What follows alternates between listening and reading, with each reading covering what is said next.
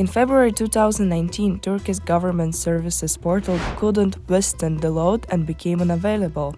System yok, as the Turks say. It wasn't a hacker attack. It's just that every 10th resident of Turkey suddenly wanted to know his roots. And they turned to the portal for a new service, the restoration of the family tree.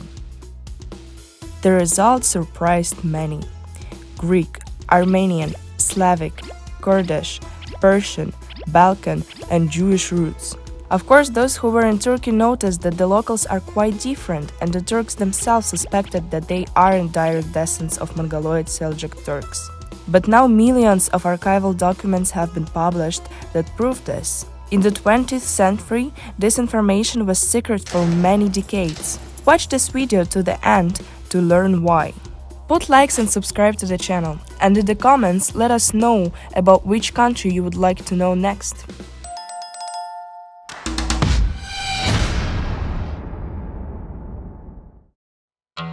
So who are the modern Turks? The Republic of Turkey is located in Anatolia, between the Black Sea and the Mediterranean Sea. Today, more than 85 million people live here. The overwhelming majority call themselves Turks. The second Kurds, followed by Tatars and Arabs. The other nation make up at least another 5%. This inaccuracy in numbers is explained by policies of the Turkish government. The country's constitution states that every holder of a Turkish passport is a Turk, even if mom and dad are Chinese. Turkish is the only one official language. And who lives here? There is hardly a busier crossroad on our planet than Anatolia, the place where East meets West. During the Neolithic, Anatolia was the northwestern tip of the Fertile Crescents. Here, 10,000 years ago, people laid the foundation of modern civilization. For the first time, they had domestic animals, began to sow and harvest. Since then, a multitude of states have arisen and disappeared on the territory of Anatolia. In the 11th century, when the territory was part of the Byzantine Empire, the ancestors of modern Turks, the Central Asian Seljuks, arrived here. These Islamic Turkic tribes of Turkmens came from the Sirdarya River valley, which is located on the territory of modern Kazakhstan. At that time, dozens of different people called the Byzantine Empire their home. The most numerous were the Greeks, who lived here for 1500 years. The Armenians were second in the region in terms of influence and numbers. They inhabited the area from the Caucasus to the shores of the Mediterranean. In the central and eastern regions were inhabited by the Iranian-speaking ancestors of the modern Kurds. There are also Balkan peoples in the west, Georgians in the northeast, Assyrians in the southeast, and Jews in the major cities. Gradually, the Byzantine Empire was weakened. Its provinces became independent one by one. And in the 13th century, the European Crusaders dealt a crushing blow to the empire. All this enabled the Turkish sultans to establish many independent principalities. Among them, the Beluk of Osman gradually stood out. One of the most powerful empires in history will bear his name for the next 6 centuries. Several generations of Ottoman sultans dreamed of conquering the great Constantinople. In 1453, 20-year-old Mehmed II, the conqueror, succeeded this goal. Over the next 2 centuries, completely different peoples in 3 parts of the world came under the influence of the Ottomans. From the Muslim Berbers in North Africa to the Christian Hungarians in Eastern Europe. The new masters of Anatolia were quite tolerant of differences among the local population. The Ottoman state was multinational and multicultural. Economic gain and military control over territories were more important than the language and beliefs of the ruled people. The language of the court and government of empire was Ottoman Turkish, the language of literature, science was Persian, Arabic served legal and religious purposes.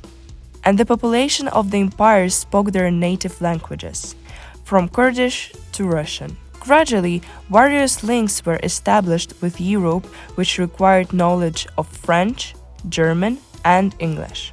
According to Islamic tradition, Muslims were forbidden to learn European languages. Dragomans, which means translators, became an honorable and influential caste in their own. They were mostly Greeks. In general, sultans of the Ottoman dynasty did not trust the Turkish elite too much. Therefore, the government, the palace services, the army, and even the theological corps were made up of representatives of our people. A special tax devshirme made it possible to forcibly take boys from their families, educate them in strict Muslim traditions, and then place them in the service of the empire. The brightest were educated and held in the highest position, up to including the Grand Vizier, the second person in the empire after the Sultan himself. The less gifted were given to Ottoman families, and they later served the palace in the civil service.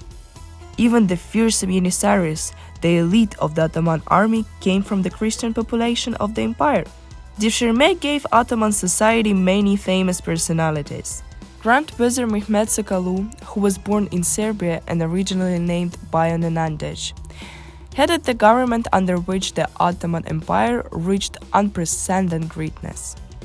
The legendary architect of Armenian origin Mimar Sinan, a successful general and statesman of Greek origin Ibrahim Pasha. Moreover, the warlike state was replenished with slaves from the occupied territories. For example, the legendary Roxolana, a daughter of a Russian priest who was about to become the most influential woman in the entire history of the Ottoman Empire. There were also people who sought their salvation here. Sephardic Jews fled the pogroms in Spain and were favorably received by the Ottoman sultans. For several centuries, nationality did not play a major role in the Ottoman states. Turks, Greeks, Armenians, Arabs, and dozens of their people lived on the same territory in relative balance. People remember where they came from, but loyalty to the empire was often more important than roots. Many converted to Islam to make a career, spoke 2 or 3 languages to solve everyday problems or organize trade. In Europe, states based on the commonality of territory or the unity of religion were now a thing of the past. They were replaced by nation-states. In the 19th century, the Ottoman Empire was also thinking about this. Local intellectual elites passionately welcomed the idea of creating a unified Turkish nation. At the same time, the provinces of the dying Ottoman Empire were gaining their national independence. All this led to the tragic events of 1915 in Western Armenia and Istanbul, and the Smyrna catastrophe. Moreover, the exchange of people began. For example, many Muslims emigrated to Turkey from the Balkans, and more than 1 million ethnic Greeks who had lived in Anatolia for hundreds of years were forced to go to unknown to their historical homeland. In 1923, the national leader Kemal Atatürk proclaimed a republic. Turkish was declared the sole state language, stripped of Persian and Arabic words, and the Latin font was introduced. Religion was separated from the state. The only possible identity for the inhabitants of Turkey was the definition Turks. However, the Kurds still deny this, sometimes in a completely inhumane way. The highlands of Kurdistan, there are many paramilitary groups responsible for numerous of terrorist attacks. Related to the idea of creating a unified Turkish nation is the secrecy of a huge amount of documents about the ancestry of Turkish inhabitants is connected. Why has it been decided to open this data now? Some researchers tend to the version of building a new identity of the inhabitants of Turkey on the basis of Islam. Others see this as an effect of the advances in genetics and the result of the global research on genetic diversity. So the result of 2 genetic studies conducted among of the inhabitants of modern Turkey at the beginning of 21st century showed that the most common haplogroup of the Y chromosome is G2. It could reflect both of the proximity to Anatolian peasants who lived mainly in the Mediterranean region and to the people of Caucasus. The second most common haplogroup is R1b, which is the most common in Europe, Western and Central Asia. It indicates the connection with the Turkic people of antiquity. The third haplogroup G is also associated with the inhabitants of the Caucasus, the Middle East, and the Southern Europe.